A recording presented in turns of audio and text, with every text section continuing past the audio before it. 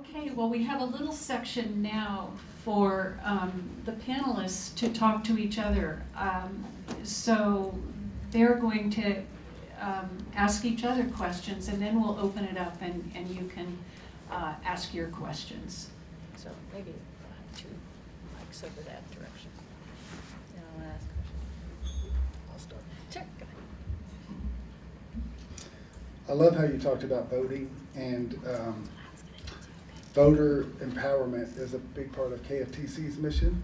We do this is not my project, but KFTC does a great voter guide in which we ask candidates questions and distribute that among many members and others as well that really rely on it, that don't necessarily even consider themselves part of KFTC. And I can remember the first time I tried to register voters and how difficult it was. I went to a bus station in Lexington, Kentucky, and I kept asking people if they were registered to vote, and many of them said, no, I'm a former felon and I'm not allowed to vote. Do y'all have any of those issues in Montana? Oh, yeah. You can vote as a former felon in Montana. We do have the issues, and in Indian country, we're finding out that they're not being told upon release that they can vote. I've recently talked to Jorge Quintana, who is legal aid to the Secretary of State's office in ACLU, to make sure that when they're released, that they get their voting rights back. Many of them do not know, but in Montana, the only time you cannot vote is when you are incarcerated. So if you're in a pre-release center, you can vote. So you can vote. But it's like I said, they're not being told that upon release. In fact, we were just down in Northern Cheyenne. I wasn't there, but one of our staff was there, and she was arguing with it. Well, not really arguing. He says, I can't vote because I'm a felon. She said, yes, you can. She said, no, I can't. My PO told me I can. And she said, yes, you can. He says, come on, I think my PO knows more than you know. So it's like, and again, it's trusting our voice and trusting each other. So. And a quick follow-up, the other response I would get at the bus station was, why should I bother to vote when these people don't care about what I think? And I said, why should they care about what you think if you don't bother to vote? So do you hear any of that on the reservation? Oh, yes, we do. Yeah, we hear it all the time. We just went on a statewide voter reg tour, and always going out and knocking doors brings me back to a life I once knew. Extreme poverty and awful living conditions. Why, when you're thinking about your next meal, how you're going to pay your bills, you don't want to vote. It's your last on your list. So that's what they all say. They don't come knock on my door. I'm not going to vote for them. And that's why it's like, well, do you tell them what you want? No, because they won't listen. So yes, we're figuring out different strategies that work with some people. I want to keep going on the voter tip for a second. Keep going with that. I actually have a stack of voter registration cards in my suitcase right now because we're trying to do a voter registration process. I can't register Montana voters, but I was in Los Angeles before I came here. But I was wondering what you talk to people about. So both of your organizations, I think similar to APEN, our work, even though the voter engagement is a core strategy, that's a strategy, it's not the heart of what we're actually doing. It's part of how we build power, but it's not disconnected from all the other work that we're doing to engage the community and to develop that vision. So I was wondering if you could talk a little bit more about, like, if KFTC is talking to voters, how does that relate to building the new energy economy and building the new prosperity in locally that you're trying to do? Like, how do you actually bring that strategy into people's everyday lives? Like, how do you make meaning out of that for people?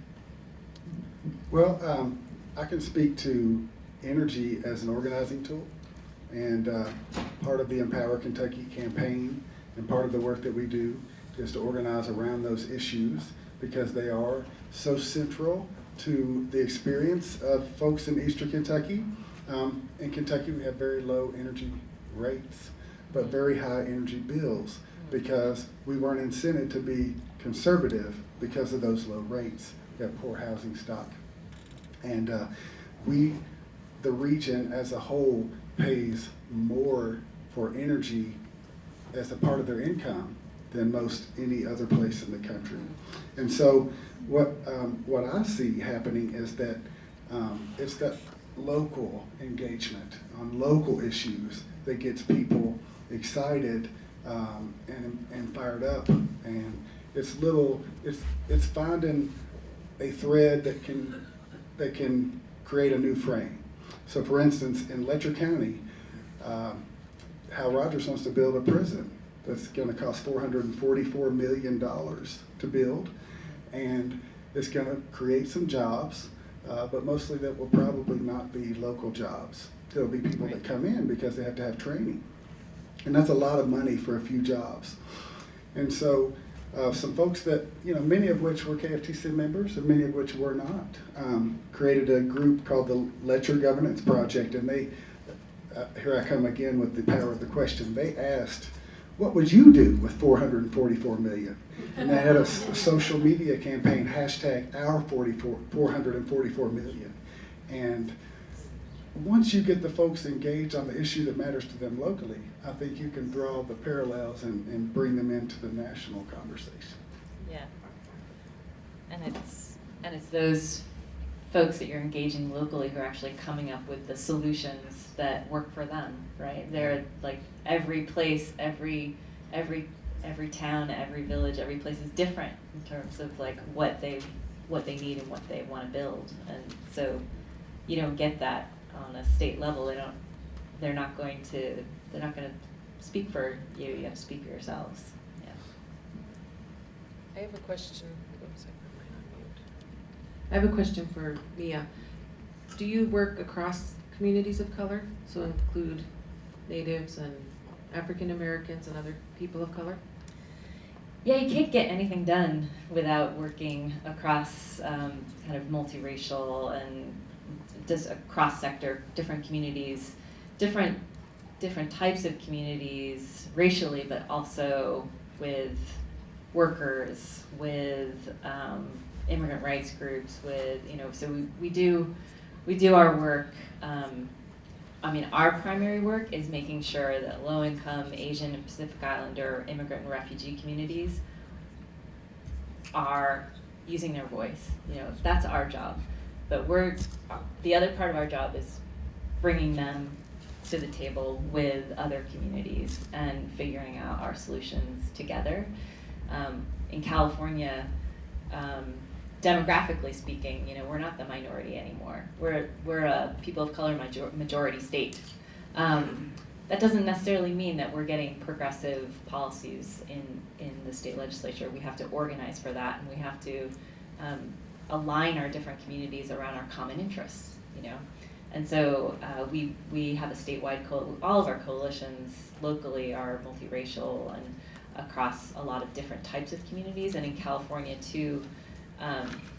We have a coalition or an alliance called the California Environmental Justice Alliance, which is groups like APEN all around the state. And one thing that I find is so important to that is not just the multiracial aspect of it, but the fact that we're both urban and rural. And so we're fighting for each other's needs. If we were just fighting for what worked in the Bay Area or in Richmond, then we'd be missing the majority of the rest of the state. And in the rural counties of Central Valley in California, those actually have the worst air quality of the whole state. Some of the worst poverty and the worst air quality. And instead of fighting just for what we want, we've been fighting for what everyone needs. And that allows us to actually, because some of our politicians from the local area just want what they want for their district. And we've been able to actually fight for what other rural communities need in the other parts of the state in ways that's very powerful because we're in alliance together. We'll take a little bit of time to hear your questions.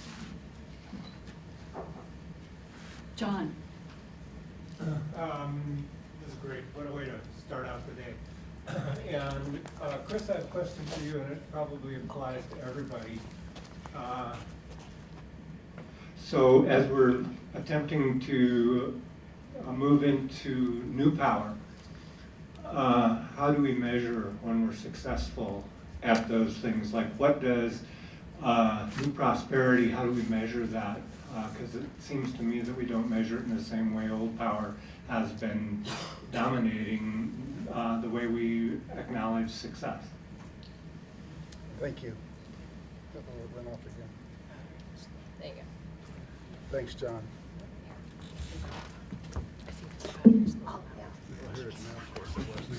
Hey, so one of the things that I was mentioning at dinner last night was, you know, the Appalachia's Bright Future Conference and how it affected the establishment process called SOAR. And at the latest SOAR meeting, I was sitting there and I was frustrated by the fact that we were getting talked to and not with. And I was frustrated by the lack of inclusivity and democracy. And you know, they set these meetings that are during the day that folks can't get to, that don't have enough notification in places that folks who need to be there would know about. But what I did see was them using that same term that we had said, bright future.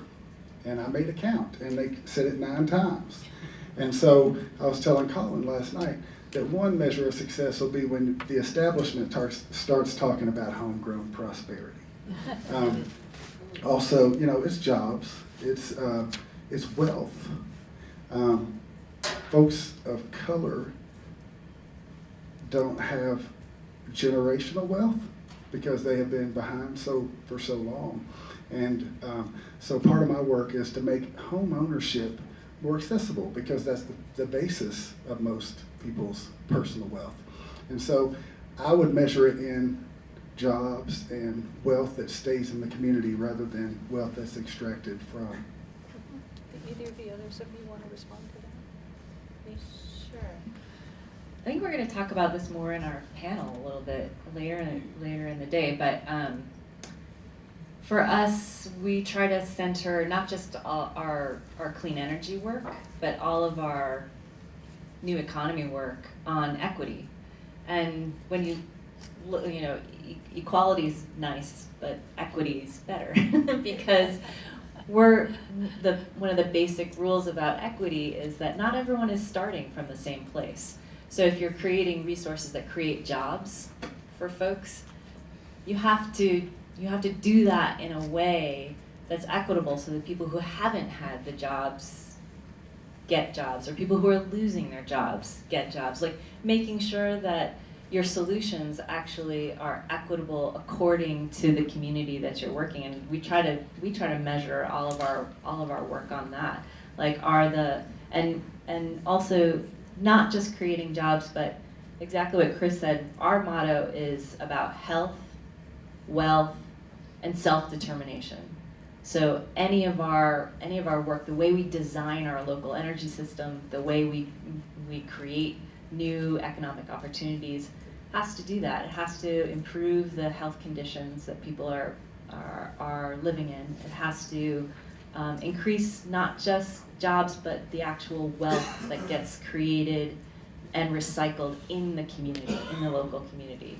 So you're measuring how much of that, like that bathtub that we were talking about earlier this morning, like everything that we're fighting for, if we're fighting for polluters to pay for something, and then those resources get redistributed, we want to make sure that we're really putting those resources back in the hands of the community, and that it stays there and it doesn't leak back out like the drain in the bathtub, and that's what we try to do every day.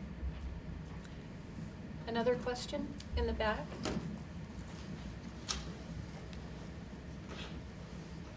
Thank you. My question, I think, is for Miya, but maybe others will want to jump in. In Billings, there's an effort to have a local option tax.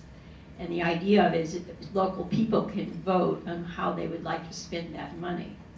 And I go to a lot of meetings about that because I'm a legislator. And so far, the discussion is about local option tax, convention center, you know, sort of all the usual kinds of business things that you might do with that money, but no one has mentioned maybe we could be doing something about childcare or, you know, any number of things. But I think it's a great idea to have everybody vote on it. And I'm wondering, Mia, do you get the scenario? I'm wondering how you would suggest that we get people on board who might not have just the business, sort of old-fashioned business viewpoint, and might be looking more at, well, you know, could we do net metering, or could we, you know, all those other things that might be on other people's agendas. Yeah, to me it sounds like a really amazing opportunity to talk to get out and talk to people about what they want. So it seems like every opportunity that you have to engage people in the creative in the imagination process of not stuck into like, what do we have now that we should replicate or just have more of, but what do we really want? What does our community really need? What's the kind of infrastructure that families really need to feel safe and to feed their kids and to have secure housing? Like, what do we really need? And I think that sounds like we have something called participatory budgeting, and it sounds like a process similar to that.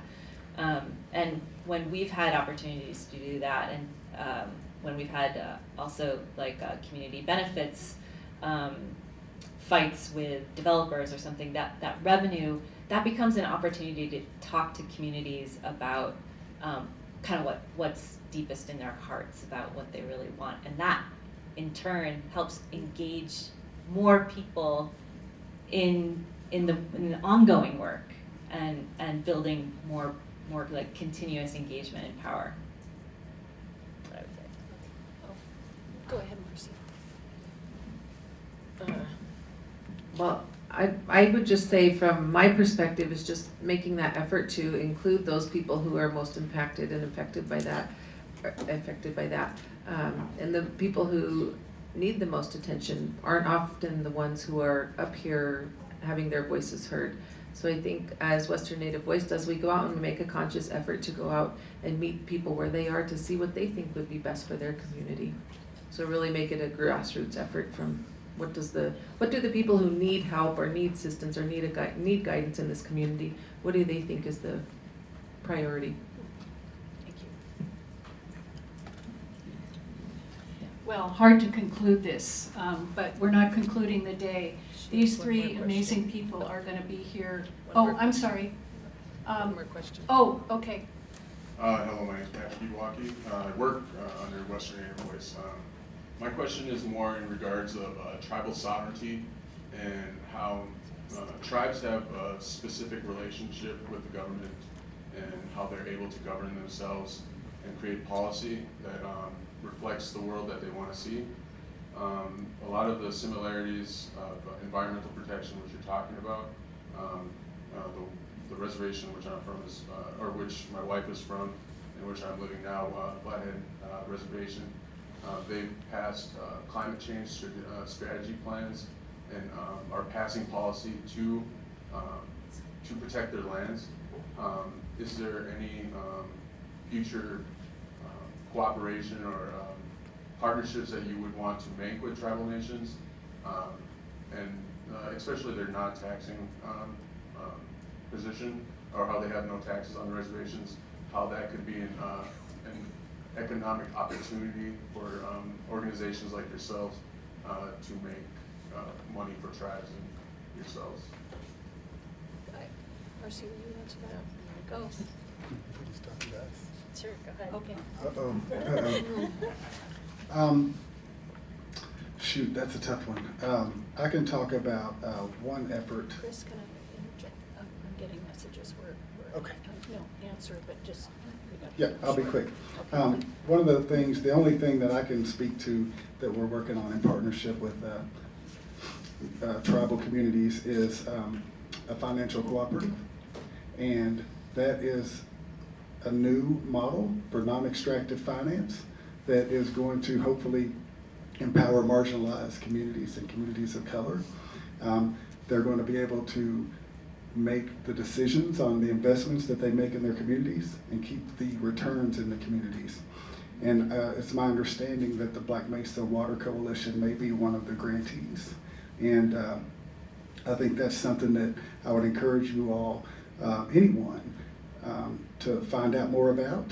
It's not something I work on personally, but I've been in some of the meetings and it's got a lot of opportunity, and I would urge you to connect with that in partnership with APEN and KFTC and others, Cooperation Jackson, and that's my best answer. I'm sorry I don't have a better. Okay, that's good. All right, well, we're all lucky, these three people and others who have been invited to this conference to share their work with us are gonna be here all day, so you'll have more opportunities. Thank all of you, I'm gonna use the word again, it was inspirational. I've got some new ideas and I know you do too. So thank you so much, let's give them a big hand.